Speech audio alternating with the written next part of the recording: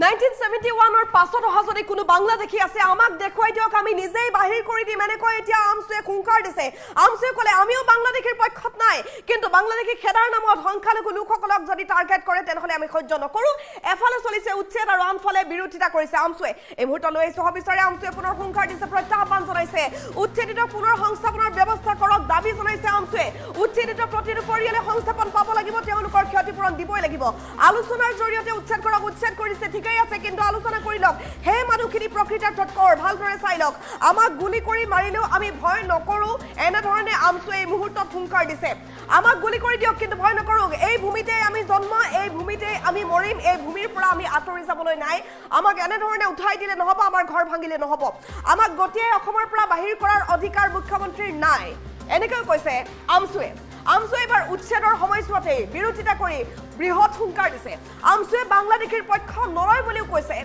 71 পিছত যদি কোনো বাংলাদেশী অসমলৈ আহি আছে লুকাই আছে যদি তেনেহলে আমাক দেখুৱাই দিয়ক আমি তেওঁলোকক নিজেই বাহিৰ কৰি দিম আমছুৱে নিজেই অসমৰ পৰা বাহিৰ কৰি দিব সেই লোকসকলক যিসকল লোক 1971 পাছত অহা দেখুৱাই দিয়ক চৰকাৰে কিন্তু আমছুৱে মুছলমানৰ গাত হাত দিলে সহ্য নকৰে কোনোপধ্যে মুছলমানৰ গাত হাত দিলে সহ্য কৰা নহব প্ৰকৃত ভাৰতীয় নাগৰিক তেওঁলোক বাংলাদেশী বুলি তেওঁলোকক এনে ধৰণে হাৰাশাস্তি নকৰিব মুখ্যমন্ত্ৰীক চ্যালেঞ্জ কৰি এনে ধৰণে ক'লে আমছুৱে যদি আমাক ইমানেই বেয়া পায় আমাক গুলিয়াই দিয়ক আমাৰ ক'বলগীয়া নাই যদি আমাক দেখিবই নোৱাৰে তেনেহলে আমাক গুলিয়াই দিয়ক কিন্তু এনে ধৰণে হাৰাশাস্তি নকৰিব মুছলমানে যিমান দিন জীয়াই থাকিব বাঘৰ দৰে জীয়াই থাকিব মানুহ হৈ অমানৱীয় কাম কৰিব নালাগে চৰকাৰক এনে ধৰণে হুংকাৰ দিছে আমছুৱে গৰ্জন কৰিছে পুনৰবাৰ এটুপাল চকুপানীৰ মূল্য আমাক লাগিব বুলি কৈছে আমছুৰ গৰ্জন এবাৰ শুনা গৈছে অসমৰ মানচিত্ৰৰ পৰা মুছলমানক নাইকিয়া কৰাৰ ষড়যন্ত্ৰ চলিছে নেকি এয়া কোনোপধ্যে এই ষড়যন্ত্ৰ আমি সহ্য নকৰো বুলি কৈছে আমছুৱে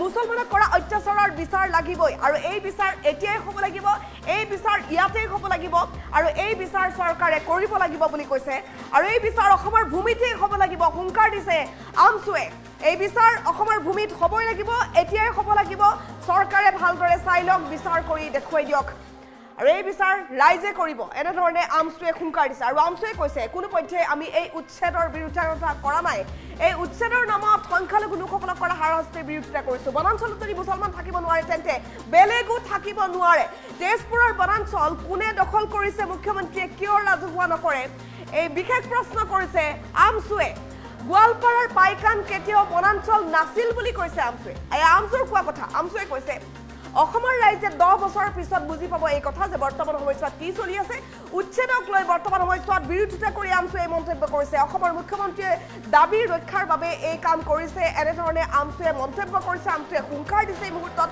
অমানৱীয় উচ্ছেদৰ বিৰুদ্ধে দৰং জিলাৰ ভেৰভেৰিত আমছুৰ গণবিক্ষোভ কাৰ্যসূচী ৰূপায়ণ কৰিছে আমছুৱে আৰু উচ্ছেদিত পুনৰ সংস্থাপনৰ ব্যৱস্থা কৰিব লাগিব উচ্ছেদিত প্ৰতিটো পৰিয়ালে ক্ষতিপূৰণ পাব লাগিব এনে ধৰণে আমছুৱে দাবী কৰিছিল এই সবিচাৰ এই মুহূৰ্তত এটা বিগ ব্ৰেকিং নিউজ সেউটা বিগ আপডেট আমছুৰ গণবিক্ষোভ কাৰ্যসূচী আৰম্ভ হৈছে আমছুৰ গৰ্জন এনে ধৰণে শুনা গৈছে আমছুৱে ক'লে 71 পিছত যদি কোনো লোক আহিছে যদি বাংলাদেশী আছে আমাক দেখুৱাই দিয়ক আমি নিজেই বাহিৰ কৰি দিম কিন্তু উচ্ছেদৰ নামত এনে ধৰণে সংখ্যালঘু লোকসকলক টাৰ্গেট কৰি হাৰাশাস্তি কৰিলে আমি সহ্য নকৰো আলোচনাৰ জৰিয়তে উচ্ছেদ কৰক উচ্ছেদ কৰিছে ঠিকেই আছে আলোচনাৰ জৰিয়তে কৰক হুংকাৰ দিছে আমছুৱে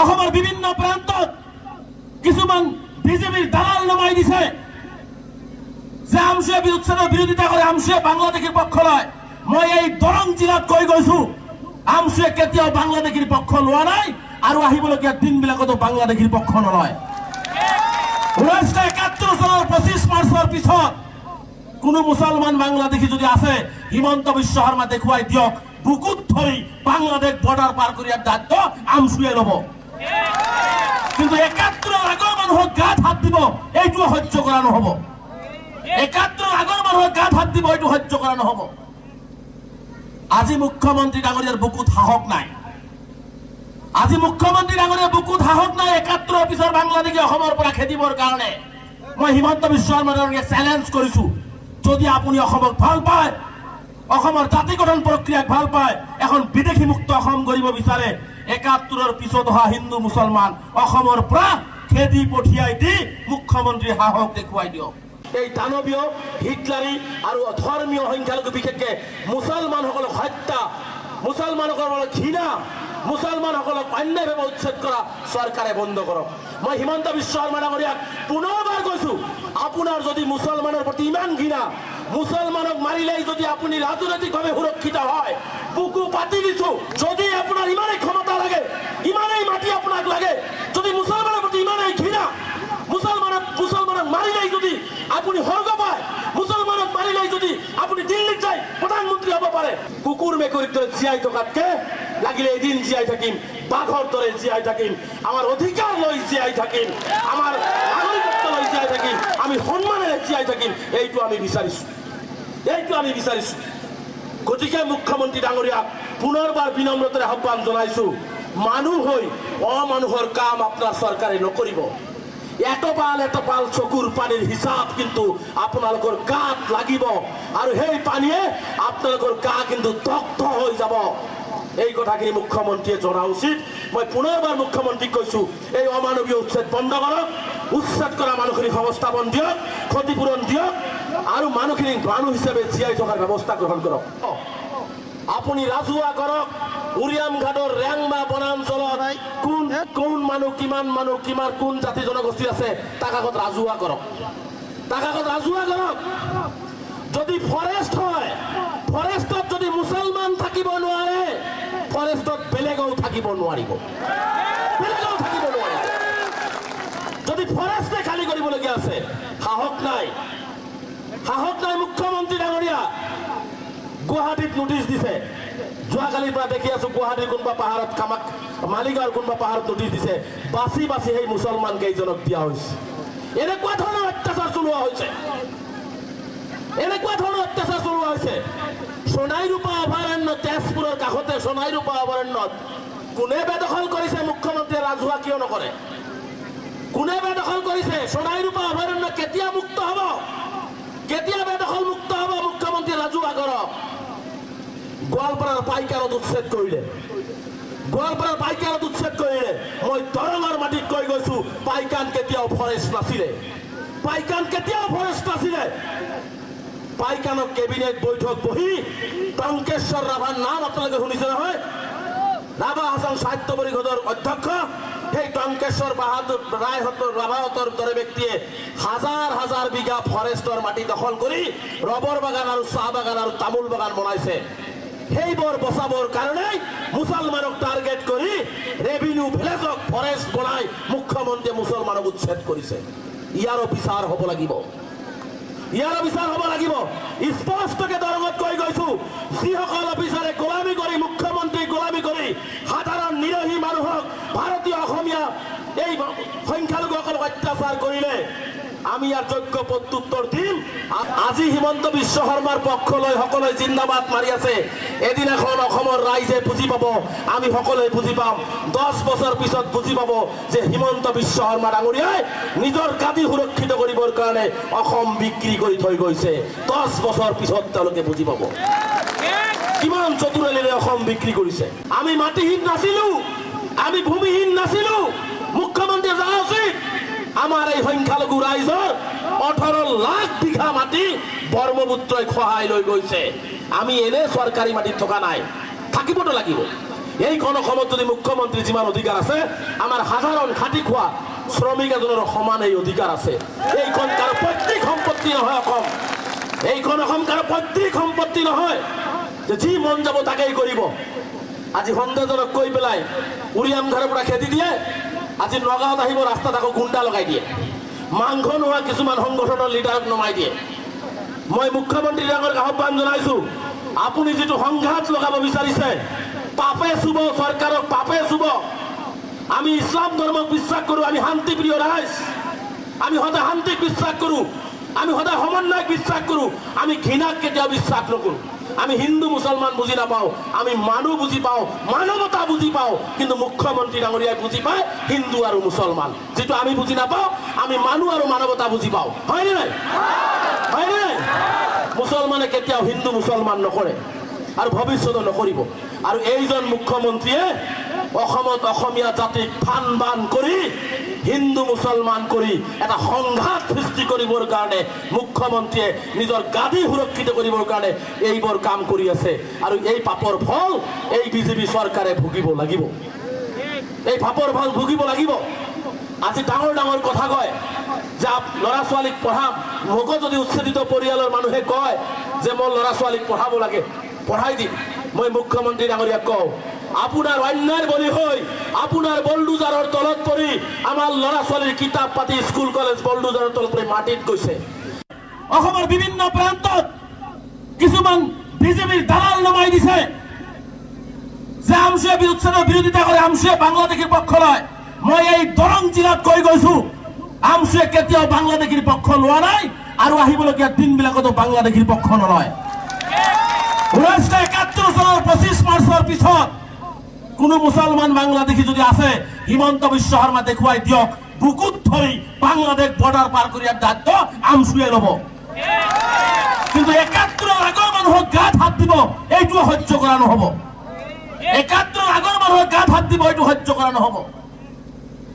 আজি মুখ্যমন্ত্ৰী ডাঙৰীয়াৰ বুকুত সাহস নাই, আজি মুখ্যমন্ত্ৰী ডাঙৰীয়াৰ বুকুত সাহস নাই 71 পিছৰ বাংলাদেশী অসমৰ পৰা খেদিবৰ কাৰণে। মই হিমন্ত বিশ্ব শৰ্মা ডাঙৰীয়াক চেলেঞ্জ কৰিছো, যদি আপুনি অসমক ভাল পায়, অসমৰ জাতি গঠন প্ৰক্ৰিয়াক ভাল পায়, এখন বিদেশী মুক্ত অসম কৰিব বিচাৰে, 71ৰ পিছত অহা হিন্দু মুছলমান অসমৰ পৰা খেদি পঠিয়াই দি মুখ্যমন্ত্ৰীৰ সাহস দেখুৱাই দিয়ক।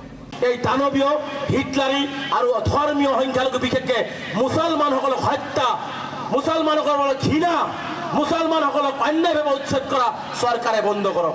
মই হিমন্ত বিশ্ব শৰ্মা ডাঙৰীয়াক পুনৰবাৰ কৈছো, আপোনাৰ যদি মুছলমানৰ প্ৰতি ইমান ঘৃণা, মুছলমানক মাৰিলেই যদি আপুনি ৰাজনৈতিকভাৱে সুৰক্ষিত হয়, বুকু পাতি দিছো। যদি আপোনাৰ ইমানেই ক্ষমতা লাগে, ইমানেই মাটি আপোনাক লাগে, যদি মুছলমানৰ প্ৰতি ইমানেই ঘৃণা, মুছলমানক মাৰিলেই যদি আপুনি স্বৰ্গ পায়, মুছলমানক মাৰিলেই যদি আপুনি দিল্লীত যায় প্ৰধানমন্ত্ৰী হ'ব পাৰে, কুকুৰ মেকুৰীৰ দৰে জীয়াই থকাতকে লাগিলে এদিন জীয়াই থাকিম, বাঘৰ দৰে জীয়াই থাকিম, আমাৰ অধিকাৰ লৈ জীয়াই থাকিম, আমাৰ নাগৰিকত্ব লৈ জীয়াই থাকিম, আমি সন্মানেৰে জীয়াই থাকিম, এইটো আমি বিচাৰিছো, এইটো আমি বিচাৰিছো। গতিকে মুখ্যমন্ত্ৰী ডাঙৰীয়াক পুনৰবাৰ বিনম্ৰতাৰে আহ্বান জনাইছো, মানুহ হৈ অমানুহৰ কাম আপোনাৰ চৰকাৰে নকৰিব। এটপাল চকুৰ পানীৰ হিচাপ কিন্তু আপোনালোকৰ গাত লাগিব, আৰু সেই পানীয়ে আপোনালোকৰ গা কিন্তু দগ্ধ হৈ যাব। এই কথাখিনি মুখ্যমন্ত্ৰীয়ে জনা উচিত। মই পুনৰবাৰ মুখ্যমন্ত্ৰীক কৈছো, এই অমানৱীয় উচ্ছেদ বন্ধ কৰক, উচ্ছেদ কৰা মানুহখিনিক সংস্থাপন দিয়ক, ক্ষতিপূৰণ দিয়ক, আৰু মানুহখিনিক মানুহ হিচাপে জীয়াই থকাৰ ব্যৱস্থা গ্ৰহণ কৰক। আপুনি ৰাজহুৱা কৰক, উৰিয়াম ঘাটৰ ৰেংবা বনাঞ্চলত কোন মানুহ, কিমান মানুহ, কোন জাতি জনগোষ্ঠী আছে, তাক আগত ৰাজহুৱা কৰক, তাক আগত ৰাজহুৱা কৰক। যদি ফৰেষ্ট হয়, ফৰেষ্টত যদি মুছলমান থাকিব নোৱাৰে, ফৰেষ্টত বেলেগও থাকিব নোৱাৰিব, বেলেগও থাকিব নোৱাৰিব। যদি ফৰেষ্টে খালী কৰিবলগীয়া আছে, সাহস নাই, সাহস নাই মুখ্যমন্ত্ৰী ডাঙৰীয়া। গুৱাহাটীত নোটিছ দিছে, যোৱাকালিৰ পৰা দেখি আছো, গুৱাহাটীৰ কোনোবা পাহাৰত মালিগাঁৱৰ কোনোবা পাহাৰত নোটিছ দিছে, বাছি বাছি সেই মুছলমান কেইজনক দিয়া হৈছে। এনেকুৱা ধৰণৰ অত্যাচাৰ চলোৱা হৈছে, এনেকুৱা ধৰণৰ অত্যাচাৰ চলোৱা হৈছে। সোণাইৰূপা অভয়াৰণ্য, তেজপুৰৰ কাষতে সোণাইৰূপা অভয়াৰণ্যত কোনে বেদখল কৰিছে, মুখ্যমন্ত্ৰীয়ে ৰাজহুৱা কিয় নকৰে? কোনে বেদখল কৰিছে? সোণাইৰূপা অভয়াৰণ্য কেতিয়া মুক্ত হ'ব? কেতিয়া বেদখল মুক্ত হ'ব? মুখ্যমন্ত্ৰীয়ে ৰাজহুৱা কৰক। গোৱালপাৰাৰ পাইকাৰত উচ্ছেদ কৰিলে, গোৱালপাৰাৰ পাইকাৰত উচ্ছেদ কৰিলে। মই দৰঙৰ মাটিত কৈ গৈছো, পাইকান কেতিয়াও ফৰেষ্ট নাছিলে, পাইকান কেতিয়াও ফৰেষ্ট নাছিলে। পাইকানৰ কেবিনেট বৈঠক বহি টংকেশ্বৰ ৰাভাৰ নাম আপোনালোকে শুনিছে নহয়?